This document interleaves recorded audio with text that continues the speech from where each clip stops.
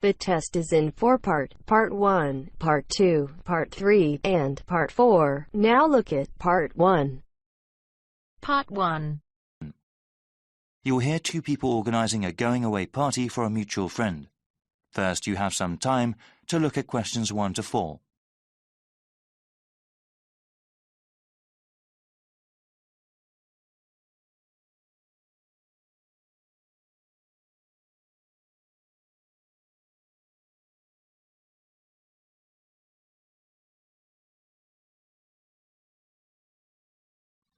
Now we shall begin. You should answer the questions as you listen, because you will not hear the recording a second time. Listen carefully and answer questions 1 to 4. Hey Bruce, looks like we got some planning to do for Albert's going-away party, right? There are certainly some things we have to talk about now. Yeah, that's better than doing everything at the last minute. OK, so I can write some notes as we talk. Sure thing. So, when should we have the party? He goes to Thailand on the 26th of August. OK, let's have it on the 24th then. Yes, let me see. That's a Friday. That'd be perfect. Now, where should we have it? At a bar or a club? You know, I think he would like something really intimate, nothing too loud. A restaurant would be good. Maybe the Apple Tree Grill? Great place, sounds good. OK, now we have to think about who to invite. Well, his best friend from college. Sure. And his cousins? Right. Oh yes, his co-workers. Yeah, OK, his co-workers and his boss. Any other people? How about his yoga classmates? He does love yoga, but that might be too many people. I suppose so. I can email and text message the invitations. When should I send them? We should send them out soon, but not too early. How about the 16th of August then? Well, why not give it a few more days? The 13th? All right, I think that's a good time too. Before you hear the rest of the conversation, you have some time to look at questions 5 to 10.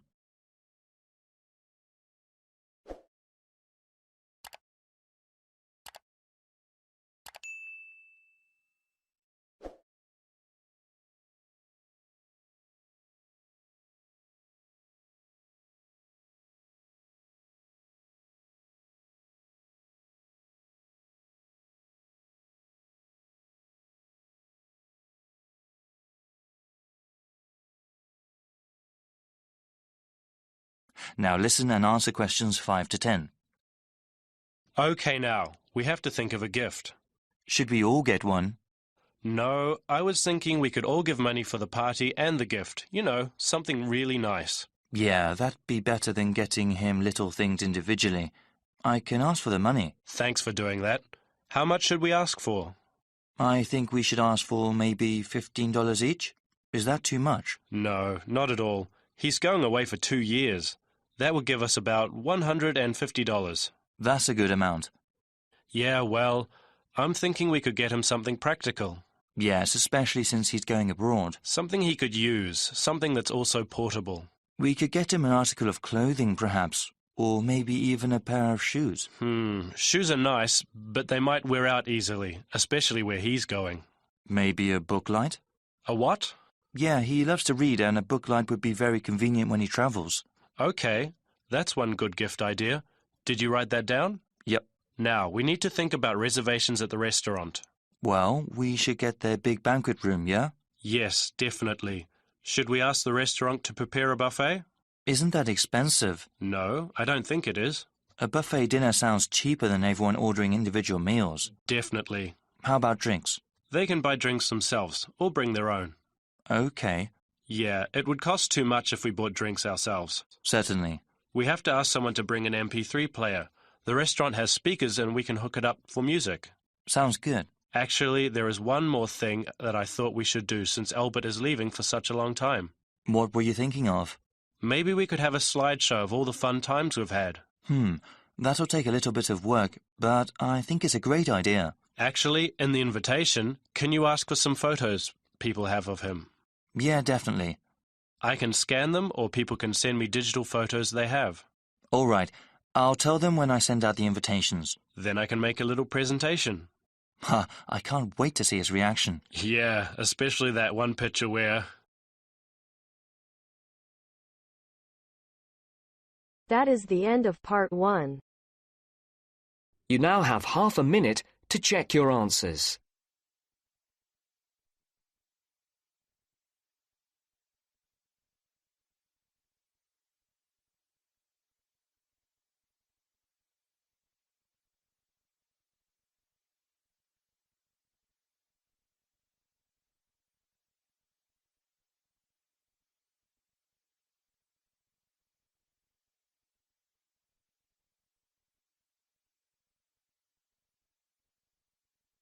Now turns to part 2. Part 2. You will hear a speaker talking about saving energy in the home. First, you have some time to look at questions 11 to 12.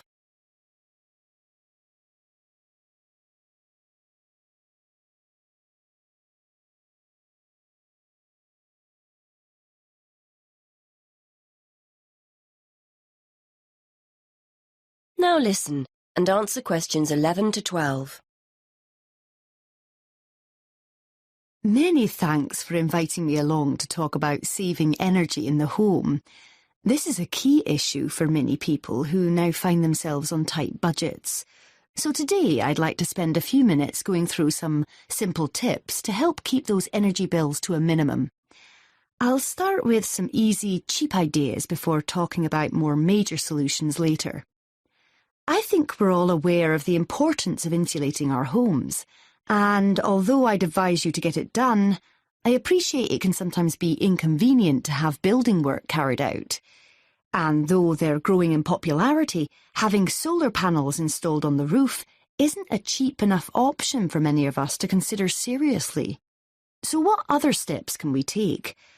Well, most people will make a point of turning the heating down when temperatures outside rise, but they ignore other equally useful ways of saving energy when they're making dinner or doing their weekly laundry. Before you hear the rest of the talk, you have some time to look at questions 13 to 20.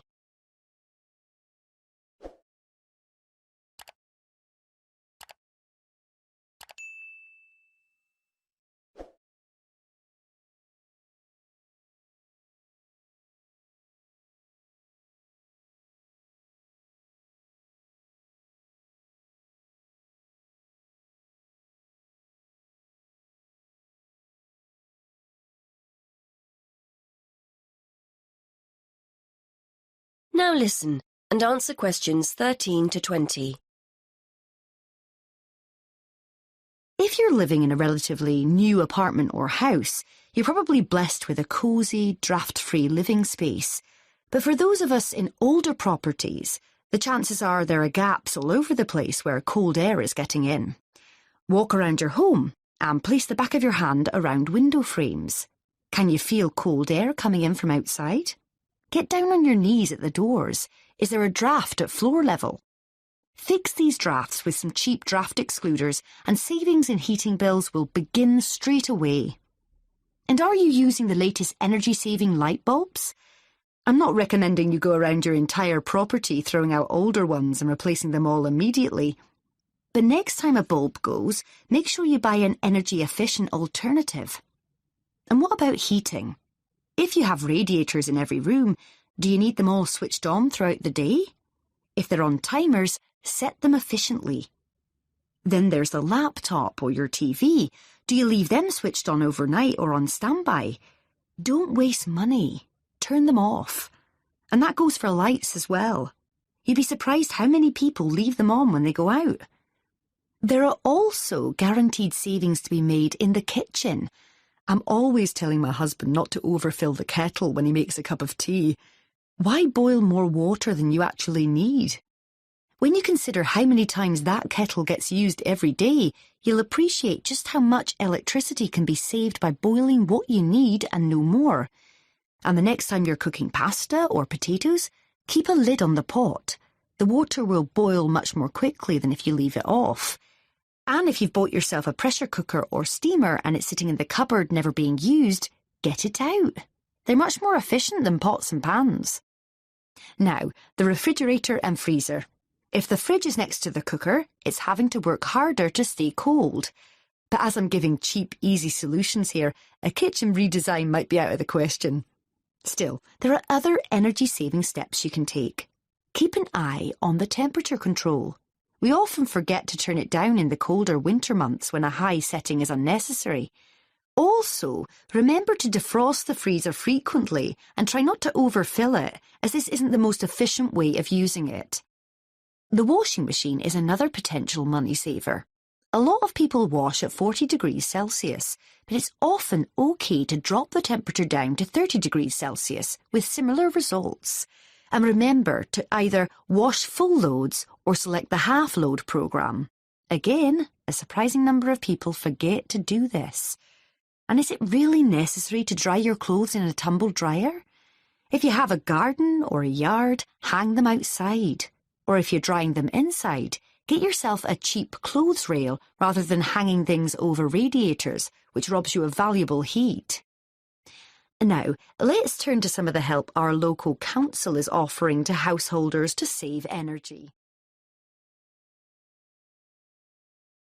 That is the end of part 2. You now have half a minute to check your answers.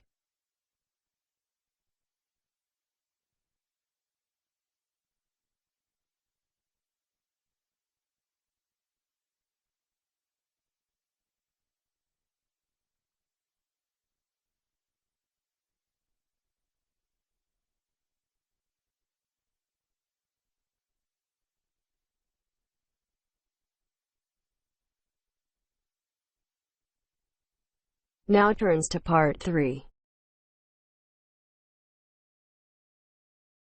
Part 3. You're going to hear an explanation of how a school chancellor will be chosen. The chairman is explaining the process to two students, Sarah and Arnold. First, you have some time to look at questions 21 to 25.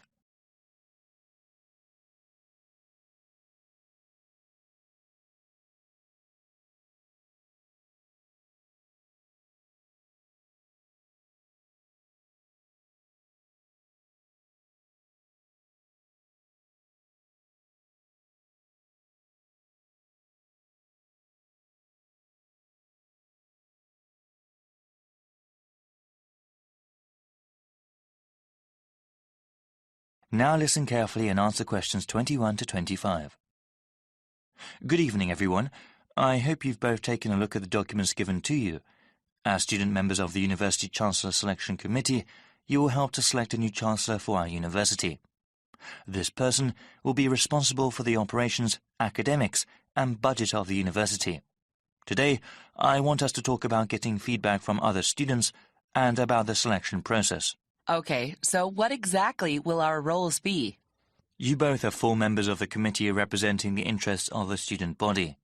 When we go over the applicants for Chancellor, your votes will count the same as other committee members. The same as other faculty and administrators? Okay. Indeed. It is important to have student input in the selection process. That will be part of your duties as committee members, to talk to the student body and get a feeling for what they want in a new Chancellor. You will report back to me, the committee chairman, and then talk to the rest of the committee. I suggest that you contact the student newspaper and ask them to do some sort of survey. You both can also talk to the heads of various student organisations and gauge their opinions. All right, what sort of questions should we ask? Well, if you know of any issues important to the student body as a whole, you can ask them about that. I know that there was a recent increase in student fees. Since the Chancellor is in charge of the budget process, he or she will certainly be involved with that. But that is one topic that everyone can be asked about. A question about financial issues? Okay. You also mentioned going to different student groups. I was wondering, would that be appropriate? If the Chancellor is the head of the whole university, is it that important to ask the opinions of a smaller individual organisation? Definitely. They may be smaller organisations, but they often represent a wide number of students. It would be in the best interests of the school to have a Chancellor that understands the needs of not just the community as a whole, but of the different parts that make up that whole. I see. I guess it would be best to contact the leadership group of each club and group? Yes. Actually, that would probably be the most efficient way to get their opinion. Before you hear the rest of the explanation, you have some time to look at questions 26 to 30.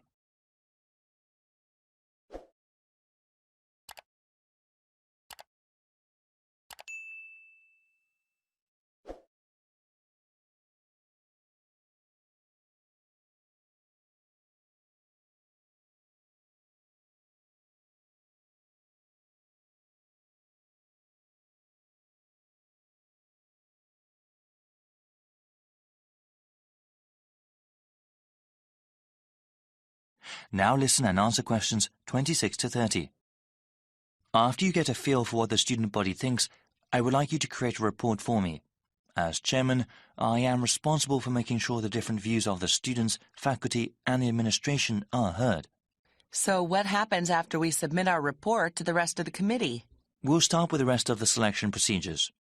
We have an open process, meaning anyone who wants to can apply to be Chancellor. That way, we will have the widest available pool to choose from. Of course, the first step will be to narrow down the field of applicants. Looking at their background and work experience, we will end up with 15 candidates. There will be further background checks on the remaining candidates. These checks include talking to the references a candidate has listed, as well as asking about them at any previous institution they may have worked at. This is quite a rigorous process, isn't it? It has to be. The Chancellor represents the university, so we need the best qualified person. After the background checks, we will contact candidates and ask them to come in for an interview before the committee. I remember hearing that we'll also be sitting in on those interviews. It'll be difficult to think of good questions to ask all those candidates. Well, I think the committee as a whole will do that. Okay. That sounds like the best way. Yes, it's quite a rigorous interview process. Each candidate will have to come in a second time. The final 5 candidates will then be asked to come in a third time and actually interact with some of the community members here. After the committee chooses the finalist, that one name will be sent to the Board of Trustees to be approved. They will also go over the candidate's material before having an up or down vote on him or her. Then that person becomes the Chancellor of the university? It is good to have so many people working together on this. I'm sure we'll find a great Chancellor. Yes, actually there are many interesting stories about past selection committees. That is the end of part 3. You now have half a minute to check your answers.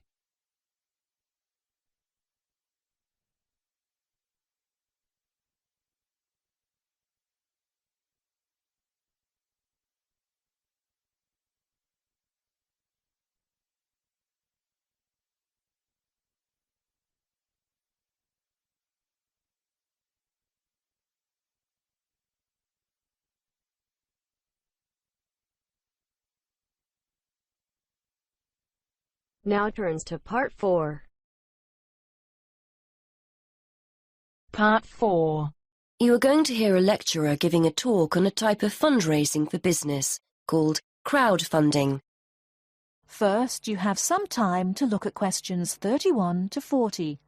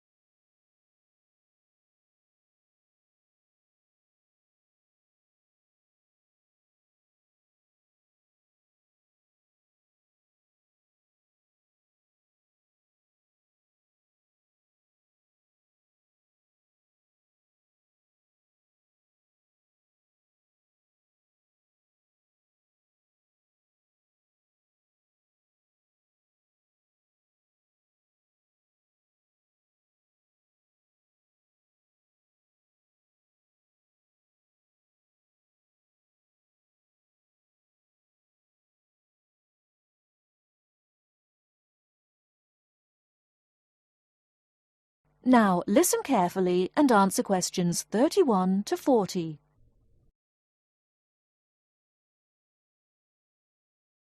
Good morning, everyone. Today, we're continuing our look at funding opportunities for small start-up businesses.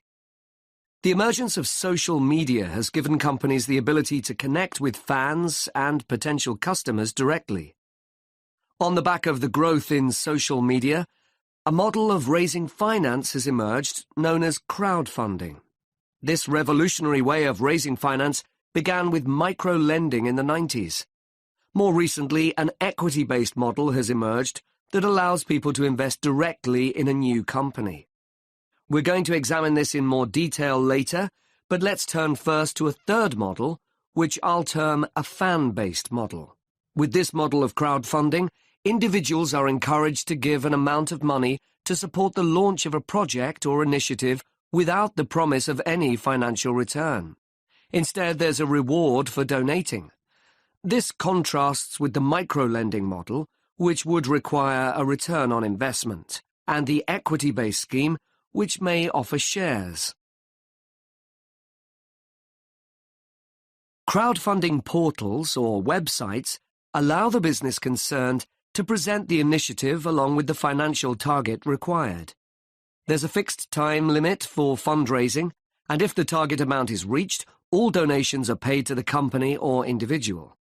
Whether it's an author planning to write a new book, an independent film company looking to make a new film, or a technology company with an idea for an app, the person or company needing funding would turn to its fan base for support. This is managed through one of the many crowdfunding online portals that have emerged. Of course, a fan or supporter of a particular initiative is likely to give money anyway. But donation-based crowdfunding will often make donating even more attractive by offering a rewards-based incentive scheme. Let's take a film company, for example, that needs funding for a new film. For a small, set donation, the donor might be offered a free ticket to the premiere or a DVD of the film. A larger set donation might be rewarded by the chance to attend a launch event when the film goes live. Those people who make bigger donations could even be offered the chance to meet the cast of the film, whilst the highest level donation could see the person's name mentioned in the film credits. For companies that already have a significant fan base, crowdfunding offers a fantastic opportunity to raise money quickly from a large number of people, each of whom donates just a small amount of money. Compare this to the time and effort that would be needed to sell your idea to investors or your bank manager, particularly in an age when raising finance can be difficult. The company may also have links with partner companies or organizations that run fundraising events. In this case, you can significantly increase participation by working with these organizations to promote your crowdfunding project. Another significant advantage is that you can reach out to your fan base for feedback on the project while it's being developed, thus making the final product more appealing. Crowdfunding enables you to raise awareness of the product at an early stage, thus increasing the potential for sales. With so many people behind you, it can also act as a great incentive to get the best possible product out on time and on budget. However, there are disadvantages to bear in mind. The model can be described as all or nothing. If you don't reach the monetary target required in the agreed time, all promises of donations are cancelled, and no money is paid, leaving you back at square one. Should this happen, or still worse, you receive the funding but are unable to come up with the product, not only will your fans end up disappointed, but the portal will record the fact that you failed to reach your target, or that the initiative failed. Fulfilling all the pledges that you've made to people can also be very time-consuming. For example, remembering to send out copies of books or free cinema tickets can sometimes be forgotten in the excitement and frenzy of launching your product. People sometimes forget to factor in the cost of rewards when calculating profit margins. But these can be significant. And finally, if you have a small fan base, for example, you're a new company or have a small social media footprint, raising awareness of your initiative will be challenging. These drawbacks aside, donation-based crowdfunding is a wonderful opportunity for individuals or small startups to raise funds for that exciting new project whilst reaching out and connecting to the people who are most likely to support and promote your work for you. That is the end of part 4.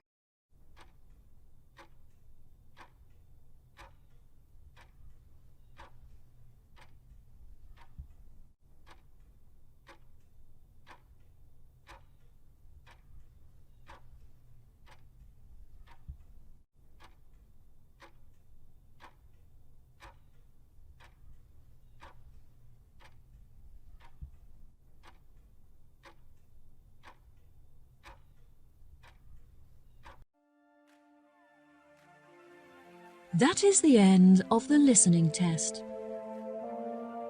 In the IELTS test, you will now have 10 minutes to transfer your answers to the answer sheet.